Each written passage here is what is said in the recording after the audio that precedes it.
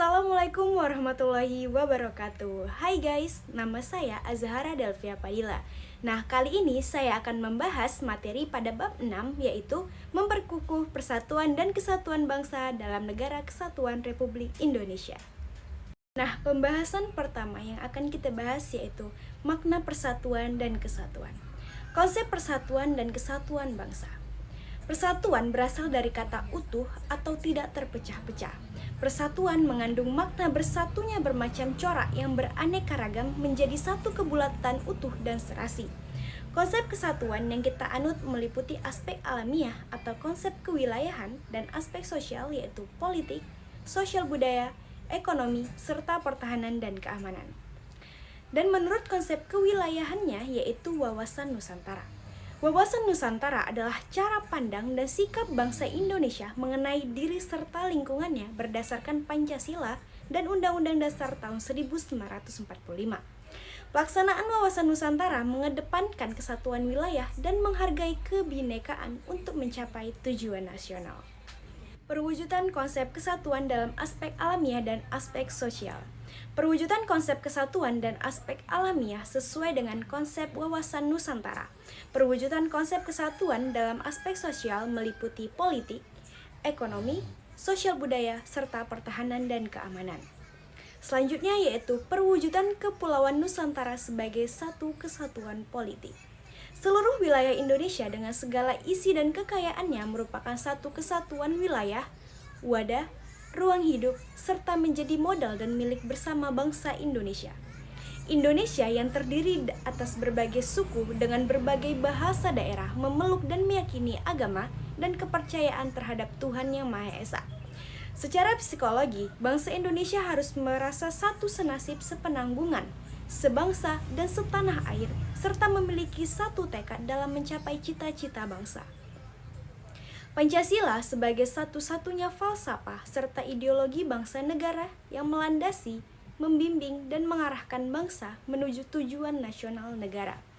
Kehidupan politik di seluruh wilayah Nusantara merupakan satu kesatuan politik yang diselenggarakan berdasarkan Pancasila dan Undang-Undang Dasar 1945.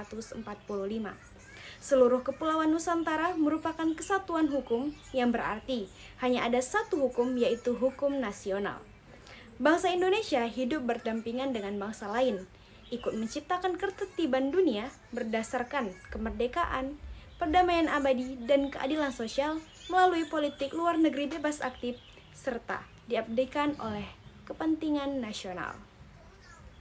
Selanjutnya yaitu perwujudan Kepulauan Nusantara sebagai satu kesatuan ekonomi.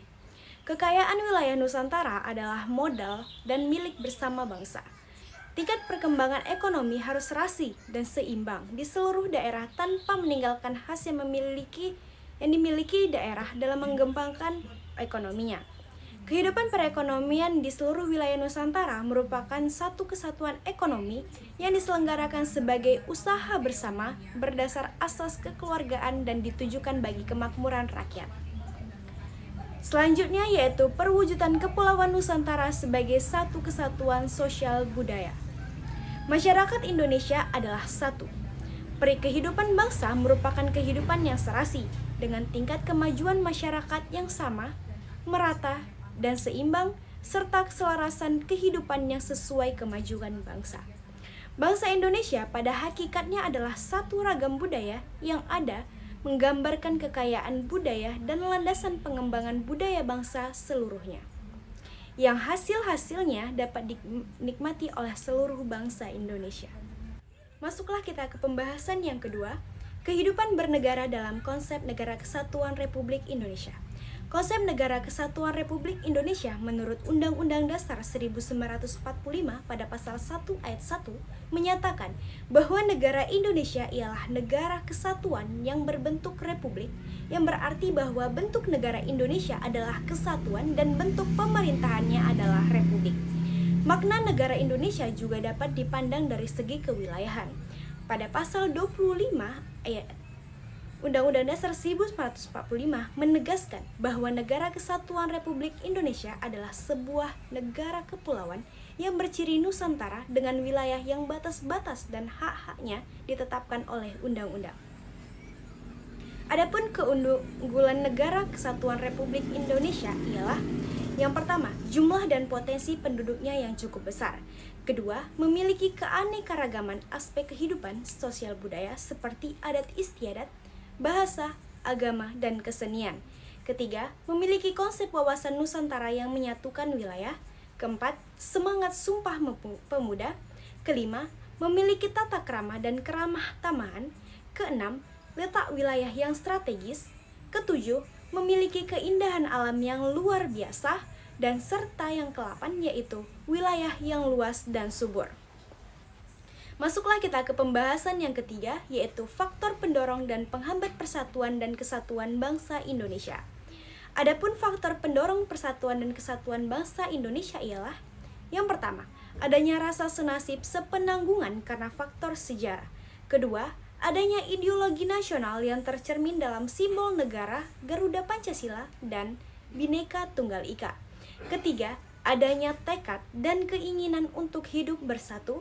Keempat, adanya ancaman dari luar yang membangkitkan semangat nasionalisme. Kelima, rasa rela berkorban untuk kepentingan bangsa dan negara. Keenam, konsensus nasional dalam tujuan proklamasi kemerdekaan, Pancasila dan Undang-Undang Dasar 1945, bendera merah putih, lagu kebangsaan Indonesia Raya, serta bahasa persatuan kita yaitu bahasa Indonesia. Dan faktor penghambat persatuan dan kesatuan bangsa Indonesia ialah yang pertama, masyarakat Indonesia yang beragam yang menimbulkan selisih pendapat. Kedua, wilayah negara yang sangat luas. Ketiga, besar kemungkinan ancaman, tantangan, hambatan, dan gangguan yang mengancam keutuhan serta kesatuan persatuan bangsa. Keempat, masih besarnya ketidakmerataan pembangunan. Masuklah kita ke pembahasan yang keempat, perilaku yang menunjukkan sikap menjaga keutuhan Negara Kesatuan Republik Indonesia. Arti penting menjaga keutuhan Negara Kesatuan Republik Indonesia yaitu yang pertama, pembangunan dapat berjalan lancar. Kedua, negara yang berdaulat dan kehidupan masyarakat yang adil, makmur, sejahtera, dan bermartabat. Ketiga, bangsa Indonesia akan mampu menanggulangi berbagai ancaman. Serta yang keempat yaitu perbedaan suku, adat, budaya, dan agama dapat menjadi sumber kekuatan untuk hidup sejajar dengan bangsa lain. Wujud sikap menjaga keutuhan Negara Kesatuan Republik Indonesia.